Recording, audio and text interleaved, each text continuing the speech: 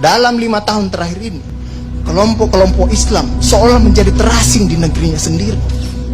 Itu yang dia rasakan. Berapa ulama yang berjuang mendirikan republik ini? Indonesia 80% penduduknya umat Islam. Tidak pernah meminta 80% hasil sumber daya alam yang dikuasai negara untuk umat Islam. Gak ada yang minta. Ada gak yang minta? 80% umat Islam penduduk Indonesia tidak pernah meminta 80% APBN untuk umat Islam.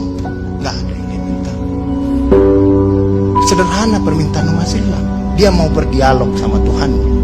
Dia mau mengingatkan umatnya akan kebaikan, yang tidak hanya mengajarkan doa makan dan doa minum, tapi juga cara memilih pemimpin. Itu kira-kira. Inilah ketegangan-ketegangan. Ketika agamanya dinistakan, kok susah sekali ini membawa ke proses hukum. Muncullah demo berjilid-jilid, yang kemudian berujung ulamanya tidak bisa pulang.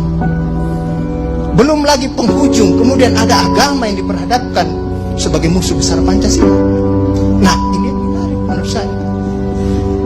Saya ini Islam, tapi bukan pengetahuan Islamnya seperti Ustadz Ali Muhtar Ngabalin dan Abu Bakar, Ustadz Abu Bakar.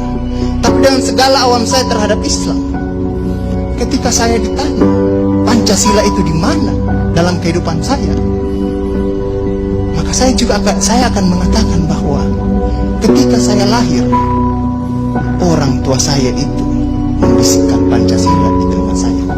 Cuma bahasanya bukan seperti yang tertulis dalam Undang-Undang Dasar. Dia membahasakan Allahu Akbar, Allahu Akbar, Asyhadu an la ilaha illallah, Asyhadu anna Muhammadar Rasulullah. Apa yang saya dengar di situ? Ketuhanan yang Maha Esa. Hayya 'alas shalah.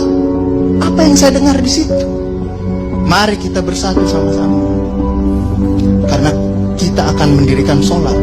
Dan Al-Ankabut mengatakan sholat itu mencegah kamu dari perbuatan keji dan mungkar. Ada kemanusiaan yang adil dan beradab. Saya dengar di situ. Hayya 'alal falah. Mari sama-sama menuju kemenangan. Kemenangan yang bagaimana kita peroleh? Kerakyatan yang dipimpin oleh hikmat kebijaksanaan dalam permusyawaratan perwakilan. Kemenangan yang bagaimana?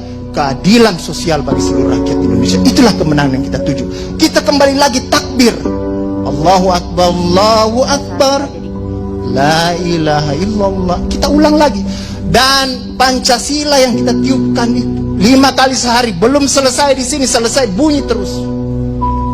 Ya kan Ustadz kan? Belum selesai di daerah sini, selesai bunyi bertalu-talu terus. Seluruh dunia bertalu-talu. Inilah Islam yang kemudian sekarang dalam kelompok ini, Ustadz Ali Muhtar Ngabalin, saya banyak belajar dari beliau. Inilah yang kemudian sekarang, kenapa kami mau diperhadap-hadapkan? Kenapa kami ada yang menjalankan keyakinannya ketika dia celananya cingkrang, radikal, atau dia pakai cadar, dulu diperhadap-hadapkan. Saya Indonesia, saya Pancasila, ada dulu itu banyak sekali seperti itu. Kenapa kami seperti ini? Sekarang, akhirnya sekarang semua orang disuruh pakai cadar. Inilah kemudian rentetan yang membuat istilah tadi Ustadz Abu Bakar, kok paranoid sekali dengan undang-undang HIP ini. Ada luka. Ada luka yang tadinya sudah mulai mengering, dilupakan. Tapi tiba-tiba ini kemudian dikhawatirkan, jangan sampai Pancasila ini mau dipakai sebagai instrumen untuk membibirkan kelompok Islam dan kelompok. Apalagi kalau kita baca RUU itu, memegang kekuasaan pembinaan ideologi Pancasila ada sama presiden. Saya juga baca-baca sekilas tadi. Kok di situ ditulis pendidikan nasional menurut undang-undang ini itu berubah. Tujuan pendidikan nasional